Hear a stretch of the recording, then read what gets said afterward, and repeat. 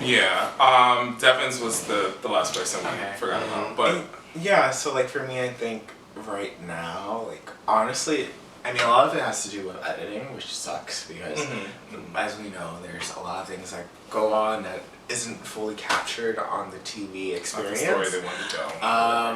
But I feel like based on that, probably like Emily would be the least exciting person for me.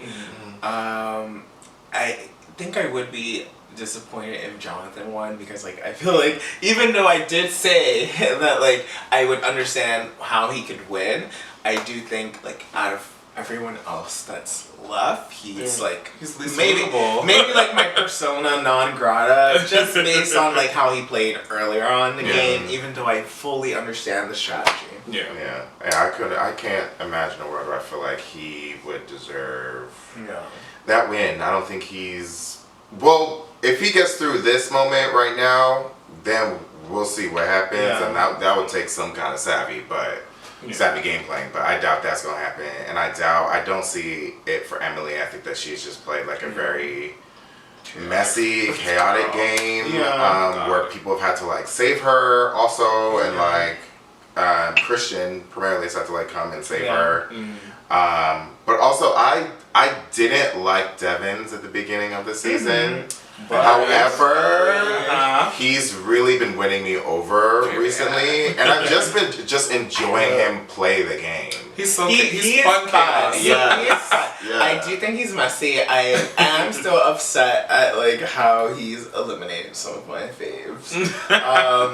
But I do think there's a certain like fun that he brings to the game. He's entertaining to watch. Even with that little skit that he had with like the idol that he found during Tribal. He was good for that kind of shit on his first season. He's very much like a chaos player, but in a way that's not messy like Emily. Emily's like, do you know that she just told me her deepest, darkest secret? Do you want me to tell you? Because I'll tell you. But we'll pull her out. But like, girl, what are you, what's going on? I hate to be devil's advocate. Okay. Because again, you know, I love this. No, because I think so much about the edit and how much we're missing. You know, like I was thinking about Drag Race and like Untuck. Like, if you're not watching Untuck, you're only seeing half the show. So I think about like how previously, like, I mean, kind of related, but not really. But with like you used to see the Ponderosa clips, and like that would kind of give you a little bit more intel.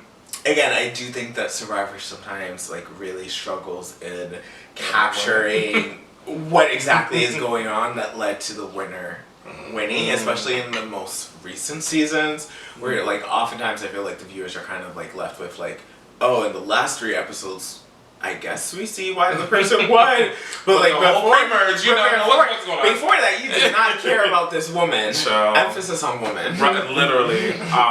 But yeah, no, I think we're all kind of in alignment or in agreement with like, okay, it's Jonathan and Emily, that kind of conglomerate. They could go. Leave. But yeah, so that's Survivor in a nutshell. Well, actually, that's not Survivor in a nutshell. Ooh, we see that Mr. Beast comes out with this fucking suitcase and he's like, oh my god, double the prize money. It's long story short. Devins flips a coin, he wins. So he gets immunity and doubles the money and an idol. I was like, bitch, it's low key too much, but whatever. That felt very staged to me. I know. You think it was staged? Yes. It's like, do you really think that if he didn't predict correctly, that they would have eliminated him? Like, I don't know. Like, a part of me they would have, but I feel like they were never going to do that because they wanted Mr. Beast to give the extra million. Like, I don't know if that coin was weighted or like it was a one-sided coin. You know, or like if they told everyone like, listen, we want him to actually double it for y'all. Yeah, so keep it. Let them do this. I would like to think that it was not that way, but who the fuck knows? I'm not, inside the insides of Survivor. It's a 50-50 chance, so it's not completely implausible. Yeah, but like I said, I like Devin, so I like that he got to stay, and we see that Raggedy Ass Stephanie went home, so I was fine with that.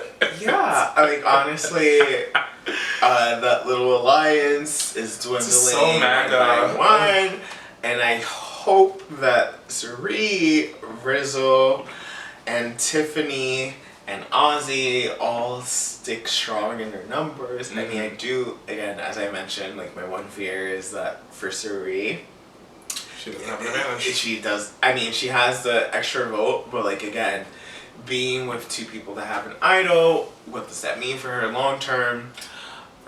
Does she have to betray someone? I don't know. I would like to see it. I don't know. I don't think that she. I don't think that she has to. I think in a lot of ways they're a shield for her. Yeah. I think that she can continue to play a social game, and she could be like, "Well, Rizzo does have an idol. That is true." And like, so let them kind of do what they do, while let also the likes of like, Emily take them out. and while also like being close to Rizzo, being like, "Look, they are going to come for you because you do have an idol. Here's what you can do." Like, I could totally see a world where there is still like a while also being very real with like what's actually happening in the trial. Yeah, she's locked in, honey. Yeah, for real. But low-key, that's a wrap on Survivor. Stephanie's booted. We don't care. Never cared for her. We're gonna pivot, very hard pivot, into the Housewives of Atlanta. Yes, of course. Well, you know, Atlanta's. We're kicking into gear now. We're picking up steam. We see her, season. of course, and now we have Cynthia, friend of the show, has taken the girls to Dallas to support her tequila launch. So she's very excited, and so she's taking the girls and has them in a chateau type house moment that has like 3 separate parts and whatnot.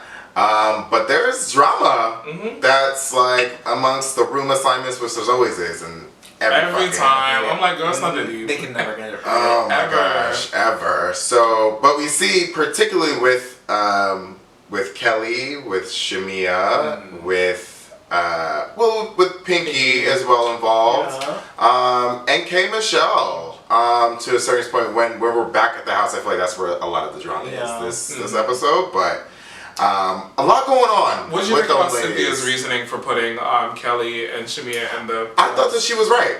I agree. I think that if I was Cynthia, I would have did the exact same thing. You don't feel like Portia and Phaedra are closer? Because I thought she was going to say them. Yes, but I'm not putting them in somewhere else. But because that's I think the point that they were making. But also, why y'all put me in this fucking pool house? But also, it's her fucking trip. So it's like, but the girls had their, their reasons for being upset. And I get it. But also, my thing is that that's like, if we going on a trip and there were 2 girls who are relatively new, and like even though you and like Ryan are good Judies, bitch, you're not going over there. But also, going over there. Let's be real. Because if the shoe was on the other foot, but like I can understand why they think it's personal. But at the same time, it's like, okay, bitch, and y'all both new, so like get over it, girl. But also, it's like if you wanted to room somewhere else, why not just talk it out? Why not be like, hey, like actually, can I room? No, because you know what? If I really fuck with you, but I'm not rooming with you, if I go to you and I'm like, hey, I actually feel more comfortable rooming with you. Would you be okay with that? Girl, I'm sorry. I don't want to room with you. Like, are you okay if I room with her? Fair. What's the issue there? I think the issue is it's just they probably did want to stay together. It was the pool house of it. They're separated. This pool house is dirty from what they were saying. So there was some stuff with that. But I mean, it is what it is. We get to more context later in terms of what the room actually gave. I still thought that shit was just so corny. Yeah. I thought that was so corny. I didn't think it was corny. I thought it was corny when they started coming for Frickin' Frack. Based on Kelly. Because it was like, girl. Oh, that also is corny, but that's Kelly's. I didn't think the issue of them being in this room that was dirty was an issue because the room is dirty, girl. Like, and that had nothing to do with Cynthia either. Like, Cynthia could not have predicted that, could not have controlled that. And I feel like whether you're in a hotel or an Airbnb, there are just certain things that you can't control when it comes to cleanliness. Let's be honest. Yeah. Okay. Real. But yeah, so that happens, and then we move forward. Yeah, I mean, we have the dinner, and then we have the main event. The same, K Michelle's not at dinner because she didn't have no glam. Eye roll. Which is kind of crazy because for me, I'm like, I think K. Michelle is such a beautiful She's so woman. pretty. Oh my god. And especially right there, like that hair color on her, that like auburn red.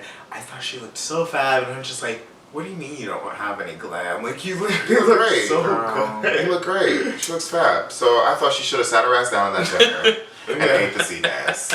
Mind you, she clearly wanted to be there. I know she did. I know she did. But then we have Shamia and Kelly who wanted to, skip dinner as well and decided they only wanted to come up to dinner when they heard the mess and the girls getting loud.